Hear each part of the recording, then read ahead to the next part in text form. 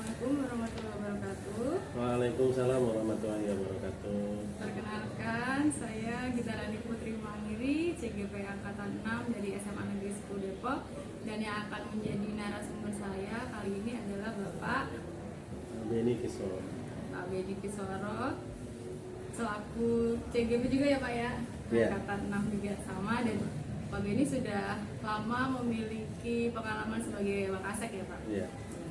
Nah, untuk kali ini Pak, saya akan mewawancara mengenai dilema etika. Iya.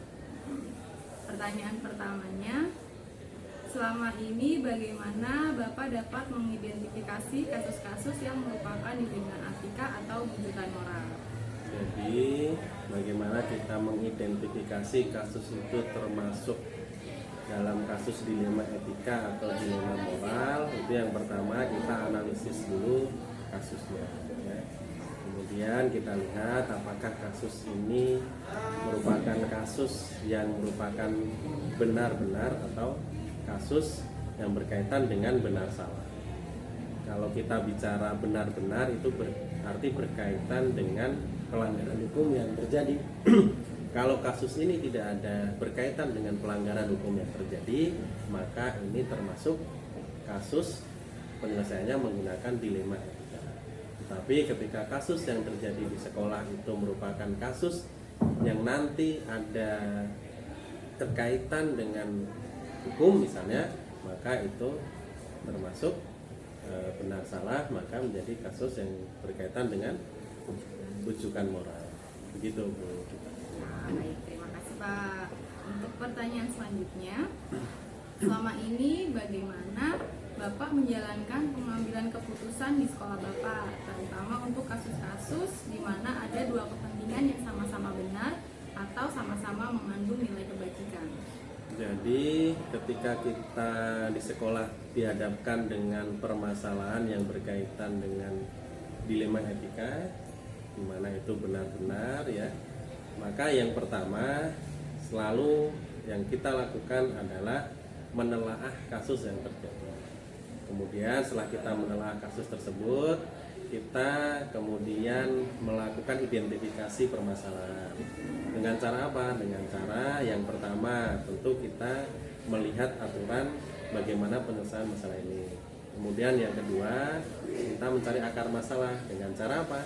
Dengan cara kita bisa bertanya dari berbagai sumber, baik yang terlibat langsung maupun orang-orang yang berada atau yang melihat atau yang mengetahui terkait kasus tersebut.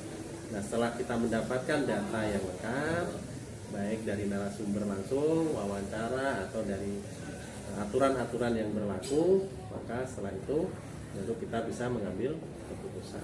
Begitu. Baik, untuk pertanyaan selanjutnya, langkah-langkah atau prosedur seperti apa yang biasa Bapak lakukan selama ini? Ya, jadi langkah-langkahnya untuk mengatasi permasalahan yang berkaitan dengan dilema etika, kan benar melawan benar ya. Jadi sekali lagi bagaimana kita membangun paradigma terhadap permasalahan ini. Jadi yang pertama kita lihat paradigmanya, kemudian yang kedua setelah itu kita bisa analisis permasalahan ini penyelesaiannya seperti apa. Kemudian yang ketiga tadi sudah saya sampaikan juga, kita minta masukan dari berbagai pihak. Kemudian setelah itu kita lihat lagi ya, ini kaitannya dengan apa? Apakah dengan aturan tentunya aturan yang di sekolah ya, aturan sekolah, atau berkaitan dengan hati nurani kita ya. Setelah itu kita lihat, maka ya, terakhir kita memutuskan. Setelah memutuskan, keputusan ini tentu harus dianalisis kembali, dibicarakan kembali dengan manajemen sekolah. Setelah di manajemen dimatangkan, maka keputusan ini baru dikeluarkan. Begitu. Kemudian hal-hal apa saja yang selama ini Bapak anggap efektif dalam pengambilan keputusan pada kasus-kasus dilema etika? Jadi kalau pengambilan keputusan itu kan selalu ada dua sisi. Keputusan itu diterima atau yang kedua keputusan itu tidak diterima. Tentunya kalau keputusan itu tidak diterima akan terjadi perdebatan dan polemik. Maka setiap pengambilan keputusan itu kita kembalikan lagi kepada aturan yang berlaku. Jika kita mengambil keputusan berdasarkan aturan yang berlaku dan pertimbangan dari berbagai pihak, tentunya dari manajemen sekolah, insya Allah tidak ada lagi perdebatan yang akan muncul, karena semuanya dikembalikan lagi kepada aturan. Dan tentunya harus ada kebijakan dari kepala sekolah ketika memang di peraturan itu belum muncul terkait penyelesaian masalah yang terjadi. Kalau peraturannya maksudnya belum jelas, masih Yeah. abu-abu gitu ya, jadi itu kebijakan kepala sekolah. Yeah. Untuk selanjutnya, hal-hal apa saja yang selama ini merupakan tantangan dalam pengambilan keputusan pada kasus dilema etika? Jadi tantangan terbesar sebenarnya kan muncul dari diri kita sebagai pemimpin gitu ya. Karena setiap tidak ada keputusan yang sempurna, tetapi pemimpin harus selalu mengambil sikap dan keputusan terhadap peraturan yang terhadap kasus yang terjadi di sekolah gitu ya. Artinya apa? Artinya bukan berarti keputusan dan kebijakan yang kita ambil itu adalah kebijakan dan keputusan terbaik untuk semua orang, tapi bisa jadi keputusan yang kita ambil adalah keputusan yang paling baik saat itu diambil berdasarkan situasi yang terjadi. Jadi sebenarnya tantangannya ya bagaimana kita bisa mensosialisasikan atau menyampaikan keputusan yang sudah kita ambil kepada warga sekolah agar warga sekolah juga memahami dan ikut melaksanakan keputusan yang sudah kita ambil. Begitu. Baik, terima kasih Pak. Untuk pertanyaan selanjutnya ini Pak, apakah Bapak memiliki sebuah tata krama atau jadwal tertentu dalam sebuah penyelesaian kasus dilema etika?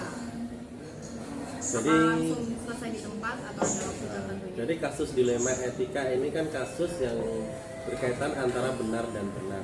Sebenarnya apapun keputusan yang diambil itu adalah benar karena sesuatu yang benar melawan. Maka kita lihat juga urgensi kasusnya. Kalau kasus itu membutuhkan kecepatan pengambilan keputusan karena berkaitan dengan banyak orang keputusan ini, maka harus segera diambil keputusan. Tapi tentunya keputusan itu tidak boleh dilandaskan pada emosional pengambilan keputusan. Jadi ketika kita sedang emosi, jangan sampai kita mengambil keputusan, karena nanti keputusan yang muncul juga keputusan yang sifatnya emosional. Jadi kalau keputusan sifatnya emosional, biasanya akan banyak menimbulkan permasalahan. Artinya apa? Artinya sekali lagi urgensi masalah, kemudian yang kedua kondisi kita sebagai pemimpin seperti apa. Jadi kalau kira-kira keputusan itu harus diputuskan, ya diputuskan segera, tetapi dengan hati dan pikiran yang setenang mungkin dan seobjektif mungkin dalam waktu. Tetapi jika keputusan itu masih bisa ditunda, maka tentunya kembali lagi kepada prosedur awal tadi, kita masukkan dari berbagai pihak, kemudian menelaah berbagai panduan-panduan dasar hukum yang ada, baru mengambil keputusan. Begitu. Baik Bapak, terima kasih Bapak. Masih ada 2 pertanyaan lagi. Adakah seseorang atau faktor-faktor apa yang selama ini mempermudah atau membantu Bapak dalam pengambilan keputusan di kasus dilema etika?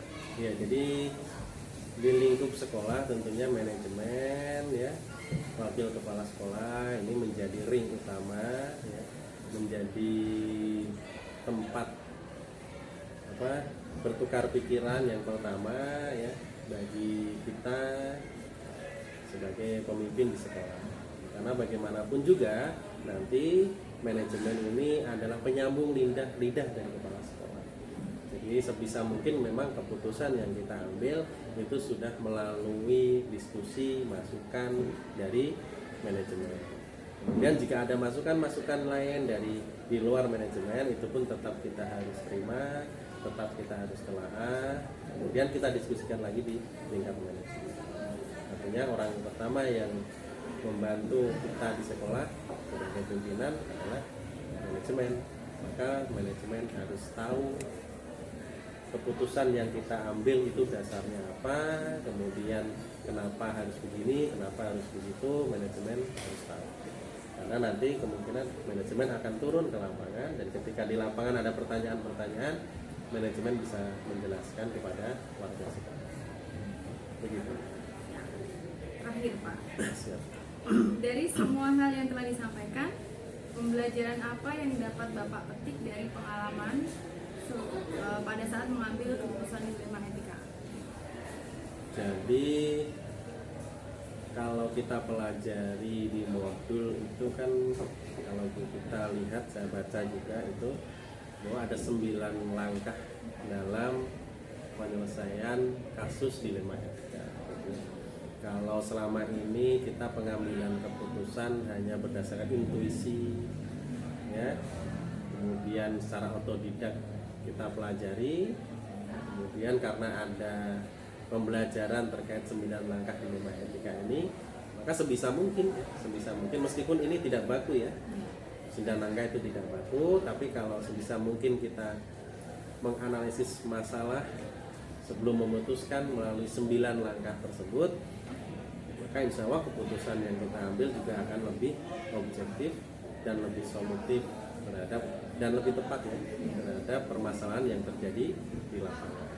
Itu saja yang kita apa yang kita dapat dari pembelajaran pengambilan keputusan berbasis dilema etika. Gitu. Baik, terima kasih Pak Beni. Sudah cukup Pak wawancaranya untuk kesempatan kali ini. Terima kasih sudah berkenan diwawancarai ya Pak. Sama-sama. Sehat selalu Pak. Ya, amin. Wassalamualaikum warahmatullahi wabarakatuh. Waalaikumsalam warahmatullahi wabarakatuh. Assalamualaikum warahmatullahi wabarakatuh. Selamat pagi Bu Tina, kami dari CGP Angkatan 6 bermaksud untuk mewawancarai Ibu terkait dilema etika. Nah, pertanyaan yang pertama Bu, selama ini bagaimana Ibu dapat mengidentifikasi kasus-kasus yang merupakan dilema etika atau bujukan moral?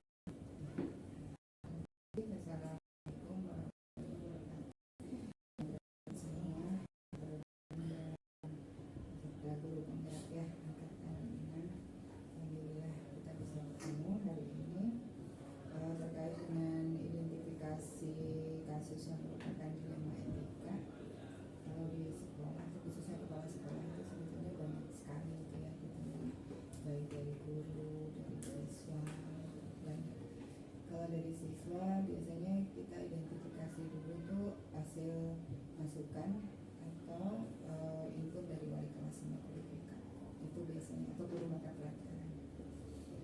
Dan kalau kita lihat maksud dari dilema etika itu adalah sesuatu yang benar dipasangkan dengan yang benar gitu kan ya. Jadi kedua-duanya benar, tetapi ada mungkin di sebuah organisasi sekolah agak saya suka menamakannya jadi kebijakan kebijakan sekolah itu terbatas dengan kebijaksanaan kepala sekolah, terbatas dengan kebijakan. Iya, contoh gitu. Malah sekarang mungkin lagi ada rekan sejawat kita yang sedang sakit, ya kan, perlu pengobatan. Kalau secara kebijakan kan ya hadir menjalani, tapi secara nurani nggak mungkin.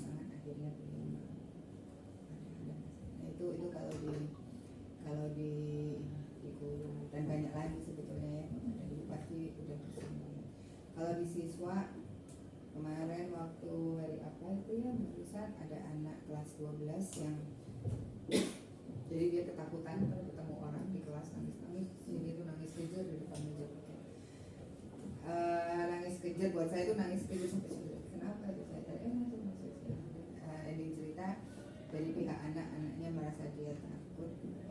Kalau dari saya tanya ke Pak Mitra ke guru BK di kelasnya yang namanya BK kelas 12, ternyata jadinya anak ini tikam manja gitu.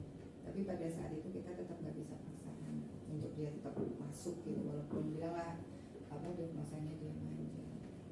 Karena yang utama untuk membuat anak belajar itu dia nyaman, terlepas dia manja atau enggak ya identifikasinya. Jadi mengidentifikasi sebuah dilema etika itu menurut saya kita akan dapat banyak masukan dari orang. Tapi pada saat sekolah sebuah organisasi, kebijakannya itu ya tetap harus kita pegang karena kita terkait sama kebijakan.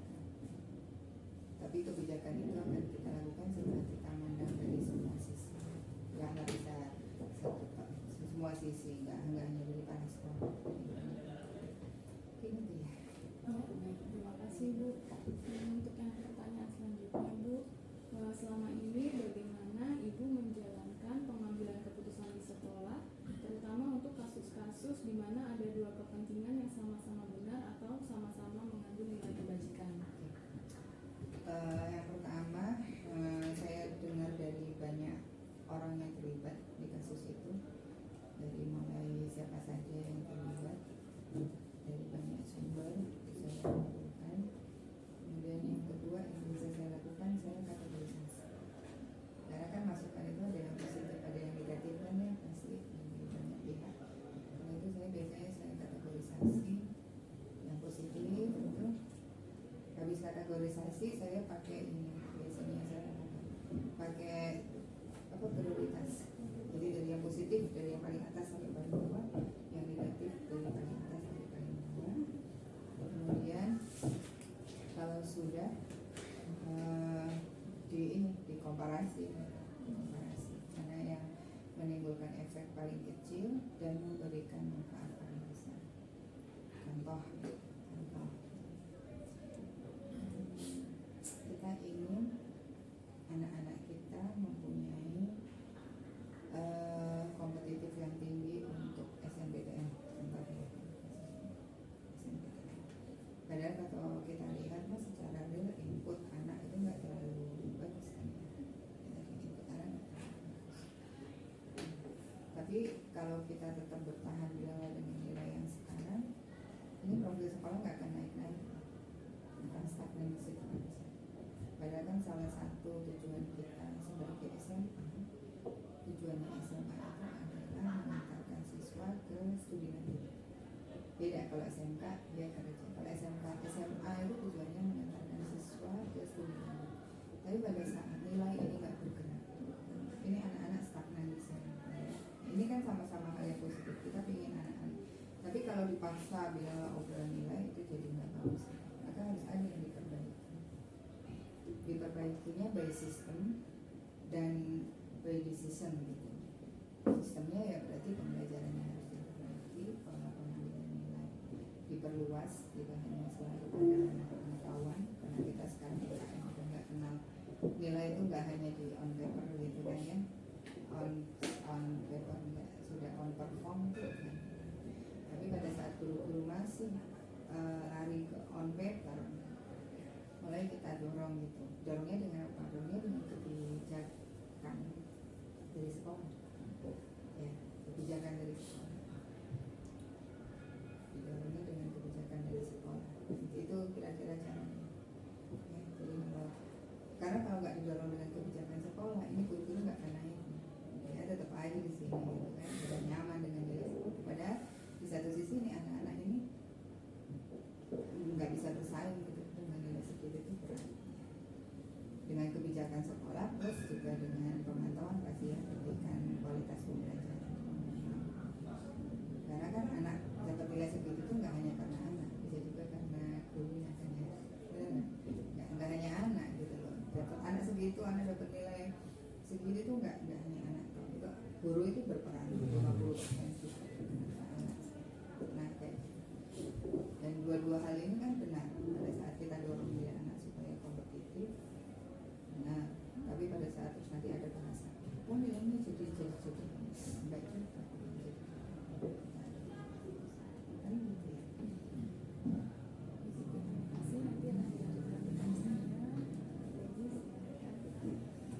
Oke, terima kasih Ibu. Selanjutnya pertanyaan selanjutnya yang ketiga adalah langkah-langkah atau prosedur seperti apa yang biasa Ibu lakukan selama ini dalam pengambilan keputusan yang merupakan dilema etika. Tadi sudah saya sebutkan sebetulnya ya. Sebagian disampaikan. Dan biasanya kalau saya suka ini istilahnya testing the water gitu. Jadi testing the water. Jadi pada saat kita bikin kebijakan itu coba dulu gitu pasti ada gejolak kan. Nah ya, tapi sebuah perubahan itu pasti ada gejolak. Gak mungkin kita membuat sebuah perubahan tanpa gejolak. Nggak akan ada. Pasti ada gejolak. Dari tadi langkah-langkah tadi yang terakhir habis kita tes ini coba gitu. Nah gejolaknya gitu biasanya suka saya catat terus saya komunikasikan lagi.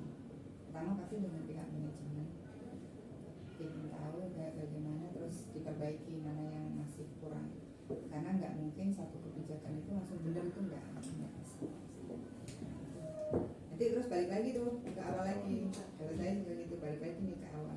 Jadi terakhir ada evaluasi gitu. Iya, evaluasi, refleksi, terus perbaikan kan, balik lagi deh ke awal. Tapi objektifnya masih sama, tujuannya. Karena nggak pernah ada kebijakan tuh yang satu kali langsung. Iya Ibu, pertanyaan selanjutnya, hal apa saja yang selama ini Ibu anggap efektif dalam pengambilan keputusan pada kasus-kasus dilema etika? Satu, komunikasi. Jadi dapat info dari banyak orang, dari semua pihak baik yang terlibat maupun yang hanya melihat gitu ya. Kadang-kadang orang yang hanya melihat itu ternyata punya insight yang beda gitu ya. Kalau kita terlihat itu kadang-kadang kita terlibat itu kita udah punya feel-nya kan. Tapi kalau orang yang melihat itu kadang-kadang lebih luas, lebih objektif, dia punya insight yang lebih luas yang kadang-kadang yang terlibat ini nggak tahu. Karena kalau terlibat, apalagi kalau udah dibawa baper itu udah susah. Tapi kalau yang orang kayak iya kan, benar kan, kalau udah dibawa baper itu udah beda. Karena kalau dibawa baper itu keputusannya udah beda. Mungkin saya dulu iya gitu ya, baperan gitu. Iyalah saya tahu lah umur ya tuh bahkan saya umur di bawah 38 kalau ada orang dikit ngegas saya lebih ngegas. Saya dulu gitu begini. Jadi ada orang ngegas saya lebih ngegas. Saya Pak Heru bukan Pak Dweni. Saya dulu gitu Pak Dweni, kalau ada orang ngegas nih saya lebih ngegas kita tung gitu langsung langsung jebret gitu.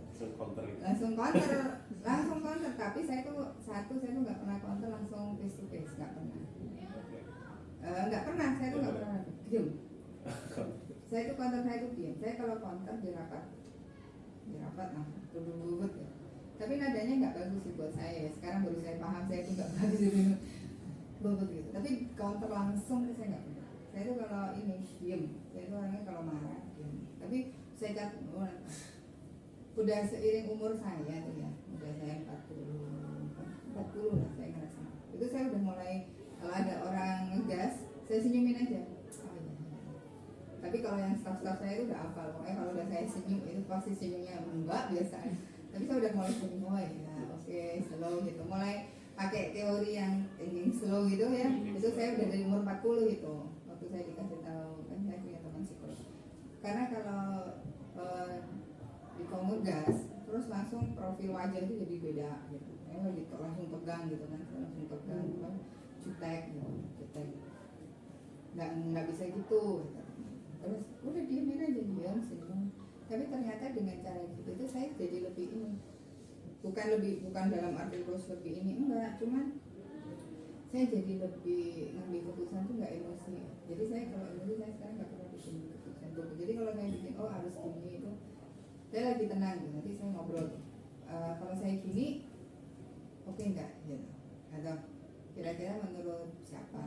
bisa saya tanya manajemen, saya bisa tanya sama orang yang saya tahu mungkin akan bisa ngasih masukan ke saya dengan lebih objektif.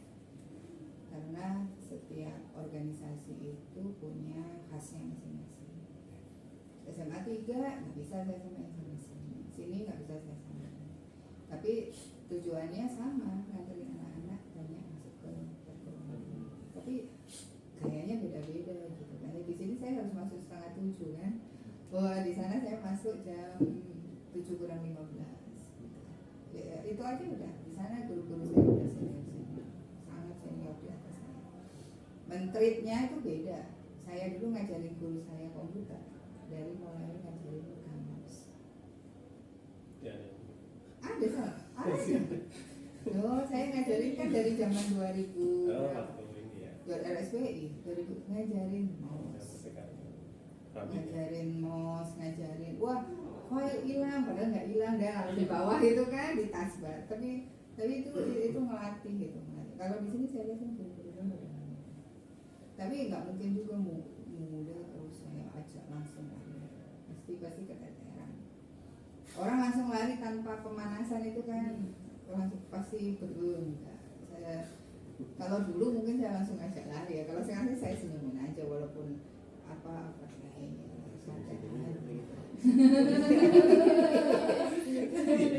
Saya senyum-senyumin ya.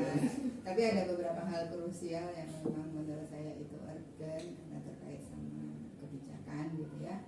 Kebijakan terus tadi saya terutama untuk teman-teman PNS saya itu strict banget karena saya nggak mau itu merugikan pertama merugikan teman-teman. Kayak kemarin saya lihat Assalamualaikum warahmatullahi wabarakatuh. Perkenalkan, saya Gitarani Putri Mangiri, CGP Angkatan 6 dari SMA Negeri 10 Depok. Pada kesempatan kali ini, saya akan menyampaikan hasil wawancara saya terhadap dua narasumber.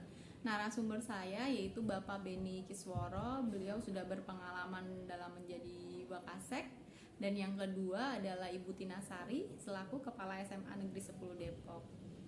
Hal yang menarik yang saya peroleh dari wawancara saya dengan dua narasumber tersebut adalah ternyata mereka telah menggunakan langkah-langkah pengambilan keputusan.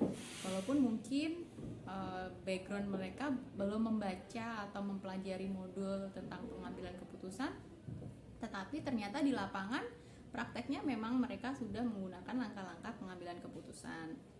Dan selain itu, hal yang menarik lainnya adalah paradigma yang paling sering mereka temui dalam kasus dilema etika itu adalah paradigma antara rasa keadilan lawan rasa kasih sayang.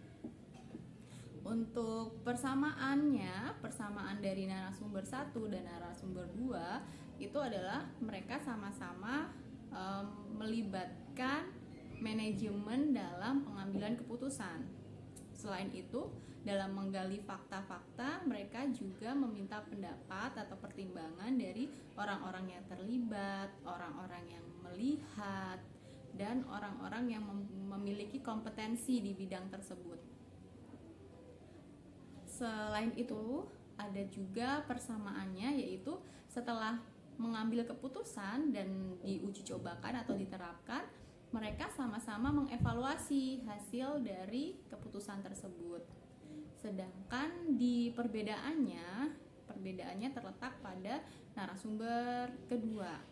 Narasumber kedua melakukan perbandingan dalam mengambil keputusan. Beliau membandingkan dulu antara mana yang memiliki efek paling sedikit atau resiko yang paling kecil dan mana yang memiliki manfaat paling besar. Selain itu, rencana ke depan kedua pimpinan tersebut yaitu akan menerapkan langkah-langkah pengambilan keputusan dan berusaha lebih bijak lagi dalam mengambil keputusan. Selain itu, mereka juga akan berusaha mengambil keputusan itu dalam keadaan tenang atau dalam kepala dingin, tidak emosi. Jadi dalam pengambilan keputusan itu mereka akan benar-benar setenang mungkin dan tidak akan mengambil keputusan dalam suasana emosi. Sedangkan bagaimana saya akan menerapkan pengambilan keputusan dalam kasus dilema etika ini, saya akan belajar tentunya untuk dapat terampil menentukan keputusan itu kan kita harus sering berlatih. Jadi selama berlatih saya akan berusaha mencoba menerapkan langkah-langkah pengambilan keputusan. Selain itu saya akan belajar dengan banyak pihak yang sudah berpengalaman atau orang-orang yang lebih sering mengambil keputusan, dengan belajar dengan kepala sekolah, dengan rekan-rekan wakil kepala sekolah, dan dengan guru-guru yang sudah senior yang sudah sering mengalami dilema etika. Selanjutnya, kapan rencana saya akan menerapkan tersebut? Secepat mungkin, ya mulai dari sekarang. Ketika nanti saya berhadapan dengan anak di kelas, itu juga akan menimbulkan beberapa masalah dilema etika, dan mulai saat itu pula saya akan mulai menerapkannya. Demikian dari saya. Terima kasih dan wassalamualaikum warahmatullahi wabarakatuh.